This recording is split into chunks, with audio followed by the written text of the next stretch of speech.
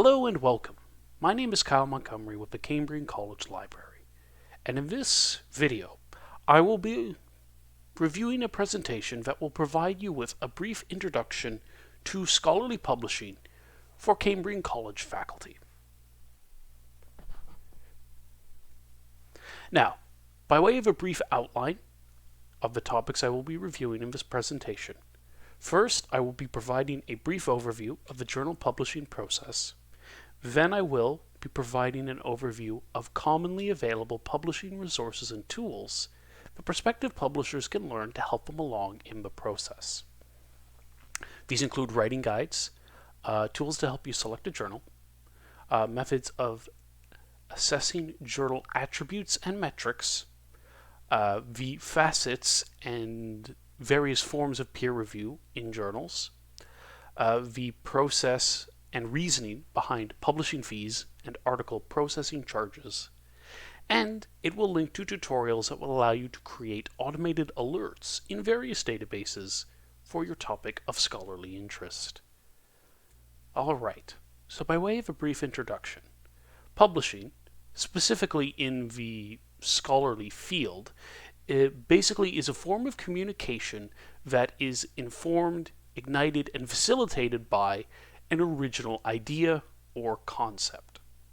Now, a common format that these scholarly communications take the form of is in a published journal article.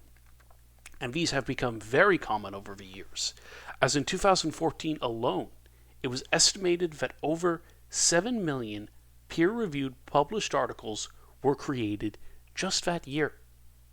Now, often these journal articles have a focused and singular purpose, and often this purpose is framed and elaborated on in accordance with a systematic process that will vary depending on the field and topic being studied.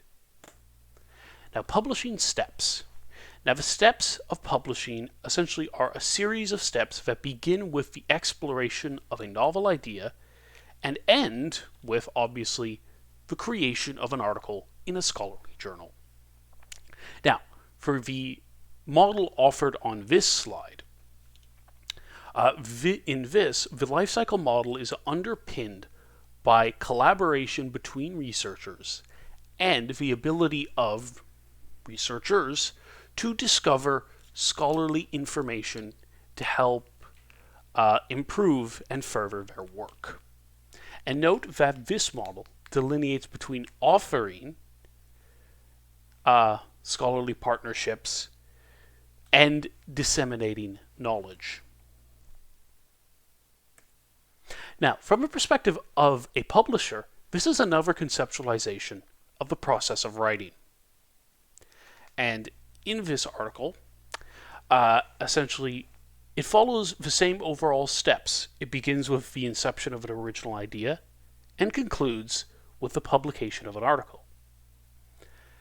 And if anybody is interested in viewing these figures or accessing any of the links contained in this presentation, a copy of this presentation will be made available in this video's description. Alright, so preparing a journal article. Now, depending on your field and topic of interest, the individual steps you might need to take to publish a journal article will vary. However, there are various common factors and threads that do exist regardless of the institution or area of knowledge. And these are summarized in Table 1. The first is the conceptualization and writing phase, which essentially involves coming up with an idea, assembling people to help you write that idea, and turning that into a narrative piece of work. Then it continues on with selecting a journal, which includes exploring the prospective journal's scope and purpose, its intended audience, and whether or not that's compatible with your article's topic, any guidelines you need to keep in mind, and any copyright submission guidelines that may exist. The next step is reviewing the rights and permissions of the journal. This is more done for authors to ensure that their article will be disseminated in a way that is compatible with them, or with the grant funding facilitating the article, depending on the use case. And the next up is understanding the journal's review process, which just basically involves familiarizing yourself with how the journal executes peer review, what steps it's going to go through, and how this could affect the publishing of the article in the journal. The final step is copy editing and proofing. Now, this is generally done by the journal itself and involves correcting any remaining errors, sending these finalized versions to the authors for their approval, and presenting the article in a format that is compatible with their journal layout. Now, for writing resources, because there are a lot of resources to help you write a journal, we've taken the liberty of splitting it into 3 categories.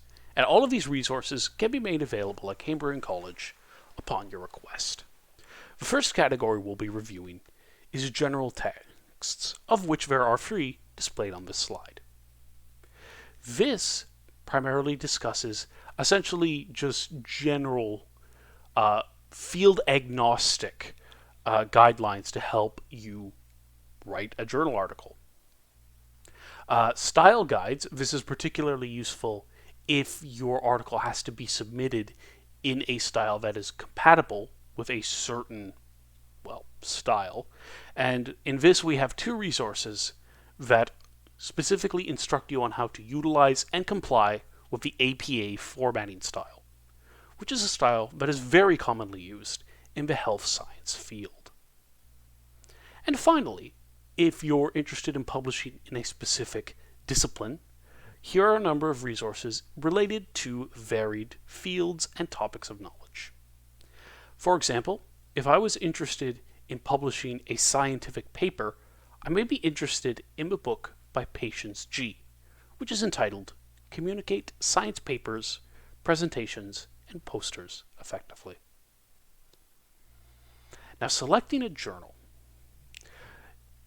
When selecting a journal, you have to consider a number of steps and multiple kinds of information. First, to help you get started, it is recommended that you review lists and compendiums of academic journals. To do this, you can either look at Cambrian College's database of journals that we subscribe to, as shown here on this slide, organized by topic, or you can utilize third-party tools such as WorldCat, Ulrich's Web, and if you're looking at publishing open access, the Directory of Open Journals, often abbreviated as DOAJ. Now, after selecting a journal that you feel works given your intended topic area, it is highly recommended that you visit the website of a specific journal, as that will inform you of its policies, the credentials of the editorial board, and the scope or aims that the journal attempts to achieve or further. Now, selecting a journal. Now, these tools essentially are available to use if you already have an article or topic in mind for the article you're planning on producing. Some of these tools are publisher specific, such as the Elsevier Journal Finder. Some of these recommend journals present on a particular database, such as PubMed, and others are generic search tools that will locate and recommend journals regardless of the original publisher. So, for this example, if I go to Journal Guide, and let's say I want to publish an article on nursing in rural areas. So then I will take the keywords, which are nursing and rural, and then I will hit search. The database will then review the scopes of compatible journals and recommend the ones that are the best fit to my intended topic. So you can see here, on the page that loads, I have found 13 journals. And here I can see the journal name, the publisher, how often it's published, if it is open access, And if I want to see more detail about an individual journal, I can simply click on the name, and it will bring me to a page that has far more in-depth information and includes a discussion of its aims and scope. Now, assessing a journal article. After you go through the process of selecting a prospective journal, it is highly recommended that you evaluate it using a set of criteria to determine its scholarly qualities and legitimacy. And there are a number of tools available for this. There's how to assess a journal according to the Canadian Association of Research Libraries. Bial's list, which is especially important if you're looking at publishing in an open access journal, as this resource identifies publishers that do not have a history of producing credible or high quality scientific works. And one of particular interest is Think, Check, Submit. This interinstitutional resource provides a checklist method of evaluating a journal. To locate it, just click on the journal heading here. And then it provides you with a checklist that you're expected to go through to determine if the journal is legitimate. And if everything is checked off, that means most likely the journal is legitimate and would be a good fit for your article.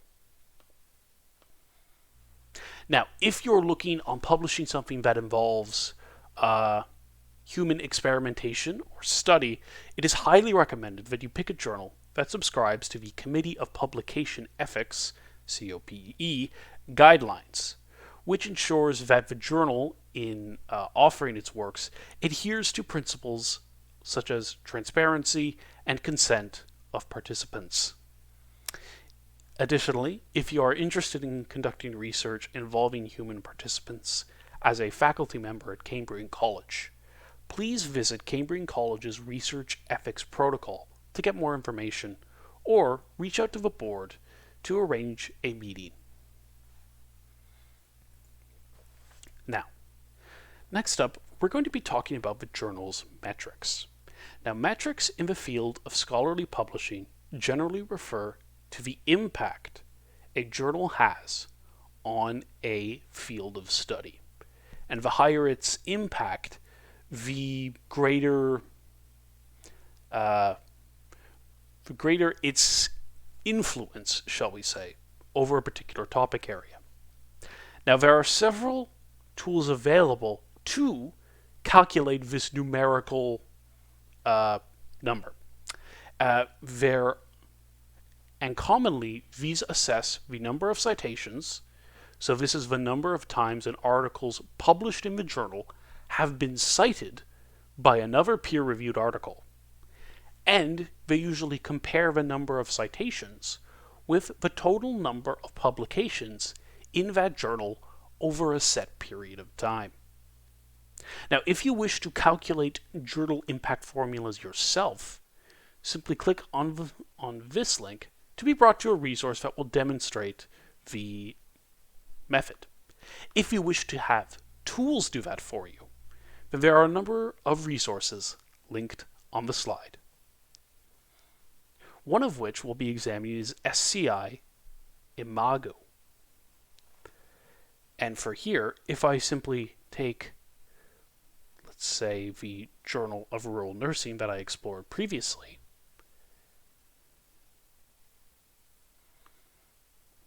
and then copy it, and then paste the title into the main search bar,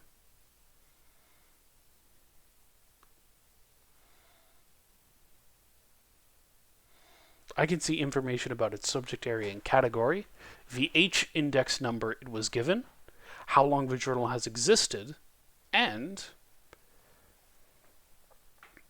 also a number of metrics about the articles themselves. Now, these tools are very useful to help determine the most appropriate tool, aka journal, to help disseminate your information to the greatest audience. However, as a caveat, the impact metric of a journal should not be the only reason you are choosing to publish in that particular resource. Now, to understand the impact of an individual article within a specific journal, there also are a number of metrics used. And these metrics commonly utilize information related to how many times an individual article is cited in another resource. All right, and the final kind of metric we'll be examining is assessing author metrics. So author metrics, a tool or term you will often see used, is H-index, which is a metric that compares the author's number of publications to the number of times said publication have been cited. To calculate that for yourself or for another author of interest, please click on the link on this slide and you will be brought to a page that demonstrates the H-index calculation process. In addition, if you want third-party tools to do it for you, there are also a number of links on this slide. Now, let's talk about the peer review process. Generally, a legitimate scientific journal will provide a clear and transparent outline of the peer review process for submitters. And depending on the type of journal and the field of study, there might be different methods of peer review. As you can see on this slide, there's a wide variety available, and they might take and the steps used in them could vary wildly. However, this variation is not necessarily problematic as long as it informs and is compatible with the aim or scope of the journal. Now let's talk about publishing fees and article processing charges, or APCs. Article processing charges basically refer to a specific subtype of publishing fees that's commonly charged to people seeking to publish in an open access journal or publish an open access article. Paying an article processing charge will typically result in having an article that is considered open access and thus freely available to anybody. Article processing charges are commonly charged by institutions to shift the burden and cost of journal publications from the reader or the library to the author. And this is often how they subsidize their production costs, considering that they cannot charge fees to their readers. There are commonly two types of article processing charges available in most open access journals. The first is the gold model, in which journal articles are free for the reader, but if an author wishes to submit an article, they will be charged a fee. Hybrid journals. Now these are journals in which they are for the most part subscription based. However, if the author pays an additional fee, they can make their article open access. If you want additional information on article publishing fees and APCs, please check out some of the links available on this slide. Now, in terms of the final topic, we will discuss the process of creating alerts relative to a particular topic of interest. And alerts are essentially of automatic email notifications that will inform you of any newly published articles matching a set of criteria. And these alerts automatically track newly published research to help you stay up to date on an area that you might be interested in further studying.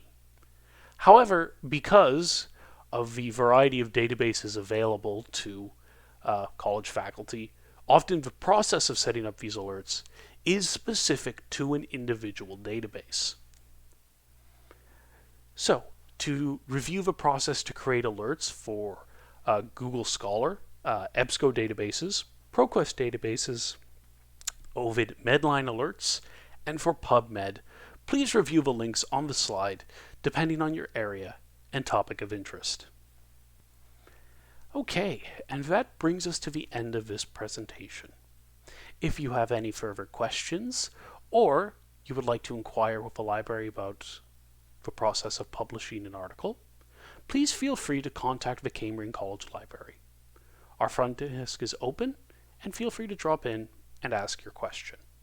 Or if it's more convenient for you, we can also be contacted at 705-566-8101, extension 7333, or we can be emailed at library@cambriancollege.ca. This has been Kyle Montgomery. Thank you for your time, and I hope you have a great day.